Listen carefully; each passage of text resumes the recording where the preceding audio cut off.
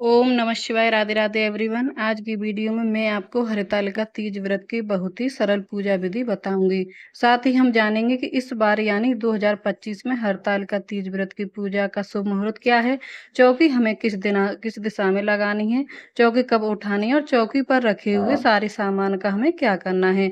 तो देखिए, इस वर्ष यानी 2025 में 26 अगस्त के दिन हरितालिका तीज व्रत का पूजन किया जाएगा।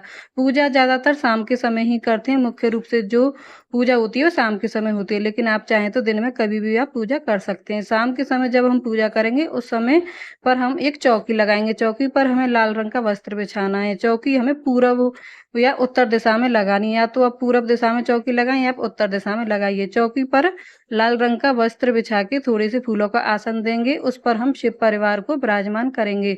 तो देखिए, शिव परिवार जी की जो फोटो है, इसी में हमें पार्वती माता, भगवान श्री शंकर, गणेश जी भी यहाँ पर मैंने गणेश जी को स्थापित कर लिया है। सबसे पहले हम जलाएंगे दीपक, क्योंकि दीपक पूजा का साक्षी होता है। तो दीपक जलाने के बाद हम जो है व्रत का संकल्प लेंगे।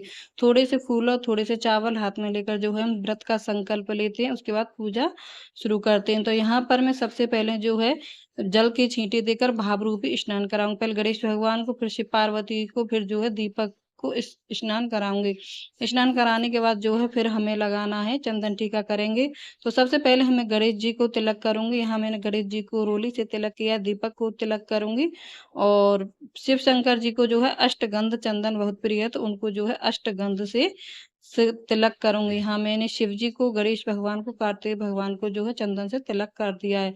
अब हम माता पार्वती को भी जो है रोली से तिलक करेंगे। सबसे पहले हम गणेश जी को जनेऊ अर्पित करेंगे। उसके बाद जो शिव परिवार की फोटो, उसको आप कोई भी लाल वस्त्र या लाल चुनरी अर्पित कर सकते हैं। अगर ना हो तो आप कलावा रूपी वस्त्र भी जो है अर्पित कर सकते हैं। यहाँ मैंने कलावा रूपी वस्त्र अर्पित कर दिए हैं। अब मैं यहाँ पर चावल अक्षत चढ़ाऊंगी। चावल का आपको साबुत चावलों का प्रयोग करना है। टूटे चावलों का प्रयोग आपको पूजा में नहीं करना है, तो इस बात का विशेष रूप से ध्यान रखिएगा। तो यहाँ पर मैंने गणेश भगवान को, शिव परिवार को, सभी को जो है चावल अर्पित कर दिए हैं। चावल अर्पित करने के बाद जो है सबसे प्रिय होता है शिव शंकर का बेलपत्र। तो बेलपत्र आपको इस पूजा में अवश्य ही चढ़ाना, इस बात का ध्यान रखिएगा। और आप जो भी आपके पास पूजा के लिए फूल उपलब्ध हो, फूल चढ़ा सकते हैं। हम मैंने गुड़ैल के फूल अर्पित किए हैं। आप आक, धतूरे, बेलपत्र, भांग, अबीर, गुलाल, जो भी शिव जी की प्रिय वस्तु है, आप जो है समर्पित कर सकते हैं। अब यहाँ पर हम भोग समर्पित करेंगे। तो आप जो भी भोग बनाए घर में, मीठे पकवान बनाए, पुआ, खीर, जो भी मीठा भोग लगाए वो लगा सकते हैं। यहाँ पर मैंने जो है मिठाई का भोग लिया है। और आपको मौसमी फल जो है अर्पित करने होते हैं। तो आपके पास जो भी उपलब्ध हो वह मौसमी ऋतु फल आप जो है अर्पित कर सकते हैं। इस पूजा में जो है खीरे का अधिक महत्व होता है, खीरे के फल का।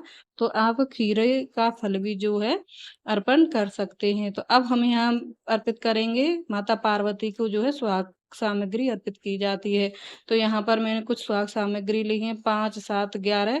आप अगर संभावना हो तो आपके पास 16 सामग्री भी आप अर्पित कर सकते हैं। कुछ वस्त्र भी अर्पित कर सकते हैं। वस्त्र ना हो तो एक ब्लाउज रूप में जो है वस्त्र अर्पित कर सकते हैं। उसके ऊपर दक्षिणा रखकर दे सकते हैं, क्योंकि दक्षिणा रखने से जो है आपके जो दान में जो कमी रह जाती है वो पूर्ण हो जाती है। तो यहाँ पर मैंने सुहाग सामग्री माता को अर्पित किया। अब हम करेंगे आरती। तो यहाँ आप घी के दीपक अलग से भी बना सकते हैं, चाहे तो लौंग कपूर से भी आरती कर सकते हैं। सबसे पहले हम गणेश भगवान की आरती, फिर शिव परिवार की आरती करेंगे। आप चाहें तो शिव चालीसा और गणेश चालीसा का भी पाठ जो है कर सकते हैं।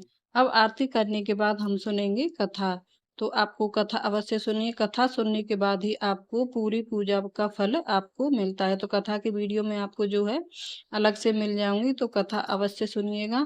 तो यहाँ मैंने दक्षिणा समर्पित कर दी है। दक्षिणा समर्पित करने के बाद ही पूरी पूजा मानी जाती है। जो कुछ कमी रह जाती है वो दक्षिणा अर्पित करने से जो है पूरी हो जाती है। तो अब यहाँ मैं थोड़े से चावल और फूल लेकर जो है कथा सुनूंगी। कथा के बाद जो चावल और फूल हैं थोड़े से जल के लोटे में डाल दूंगी। और अब हम माता रानी को सिंदूर अर्पित करेंगे। सिंदूर माता रानी को आप जो भी सुहाग सामग्री अर्पित कर सकते हैं। सिंदूर लगा सकते हैं, बिंदी लगा सकते हैं, चूड़ी पहना सकते हैं, और मेहंदी जो है लगा सकती हैं। तो यहाँ मैंने जो है माता पार्वती को सिंदूर अर्पित किया है। आप 3 या 5 या 7 बार सिंदूर अर्पित कर सकते हैं। एक बार आपको सिंदूर अर्पित नहीं करना, इस बात का ध्यान रखिएगा। सिंदूर अर्पित करने के बाद जितना हमने माता रानी को जितनी बार अर्पित किया है, उतनी बार ही हमें माता से सुहाग लेना होता है। तो आप पूजा करने बैठे तो 16 श्रृंगार करके ही पूजा करने बैठे। तो जो आपकी शादी की चुनरी है वह आप ओढ़ सकती हैं। नहीं तो आपने जो साड़ी पहनी है उसके पल्लू से जो है आपको इस तरीके से इस उँगली से आपको माता रानी से 3 या 5 बार सुहाग लेना है। यह बहुत ही ज़रूरी होता है, माता रानी से सुहाग लिया जाता है।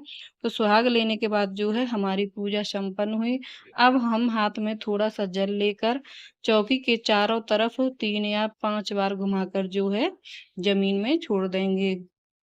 फिर हम हाथ जोड़ लेंगे, पूजा में रही कमियों के लिए जो है माफ़ी माँग लेंगे। इसके बाद जो जल का लोटा है, उसका यह अभी हमें यहीं पर रखा रहेगा। शाम को जब चंद्रमा निकलेंगे तो चंद्रमा को अर्घ देना है। इसी लोटे से हमें जो है अर्घ देना है। जो भी भोग प्रसाद सामग्री आप घर के सभी सदस्यों में बाँट सकते हैं। भोग प्रसाद पूजा के बाद ही हम उठा लेंगे। और जो जल है शाम को जब चंद्रमा उदय होंगे तब चंद्रमा को अर्घ दे देंगे। चौकी को हम यहीं पर रखे रहने देंगे। चौकी को अगले दिन ही उठाना है। तो देखिए अगले दिन व्रत का पारण किया जाएगा तो अगले दिन ही चौकी उठाई जाएगी। जब आप चौकी उठाओगे उस समय पर जो है दक्षिणा व दान करनी है। साथ में श्रृंगार का जो सामान चढ़ा है इसमें से कुछ चीज़ें आप अपने पास रख लीजिए, कुछ चीज़ें दान कर दीजिए। तो कुछ चीज़ें दान करनी है, कुछ आशीर्वाद के रूप में अपने पास रखनी है। इसके साथ ही जो हमने मूर्ति ली है यह अपने मंदिर में हम स्थापित कर देंगे, जो फोटो रूपी मूर्ति है। और जो भी हमने फूल पत्ते चढ़ाए हैं यह आप किसी गमले में रख दीजिएगा, इसका खाद बन जाएगा। तो इस तरह से अगले दिन हमें चौकी उठानी है और व्रत का पारण भी हमें अगले दिन ही किया जाता है।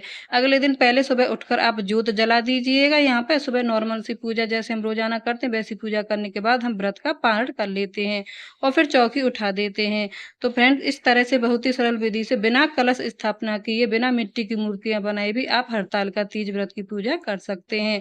और अगर आप कलश स्थापना करना चाहते हैं तो मिट्टी की मूर्तियां बनाना चाहते हैं, तीज हरिताल का तीज व्रत की संपूर्ण पूजा विधि अगर आप जानना चाहते हैं तो इसकी वीडियो मेरे चैनल पर पहले ही डल चुकी है, आप वहां जाकर उसको देख सकते हैं। जिन लोगों के पास ज्यादा समय नहीं है, ज्यादा सामग्री नहीं, वे सरल विधि से भी हरिताल का तीज व्रत का पूजन कर सकते हैं। देखिए भगवान भाव चाहते हैं तो सच्चे भाव से सरल विधि से आप पूजा कर सकते हैं। हरिताल का तीज व्रत की सरल पूजा विधि आपको कैसी लगी कमेंट करके जरूर बताना। और प्लीज अगर यह वीडियो आपको पसंद आई हो तो वीडियो को लाइक जरूर कर देना, चैनल को सब्सक्राइब कर लेना और बेल आइकन को प्रेस कर देना। और हम महिलाएं घर में पूजा पाठ कैसे करती हैं इस तरह की वीडियो आपको देखने को मिल जाएंगी। तो बेल आइकन को प्रेस जरूर कर देना ताकि आने वाली वीडियो की नोटिफिकेशन आपको जल्दी से जल्दी मिल सके। तो मिलती हूँ आपसे नेक्स्ट वीडियो में, तब तक के लिए राधे राधे, जय श्री कृष्ण।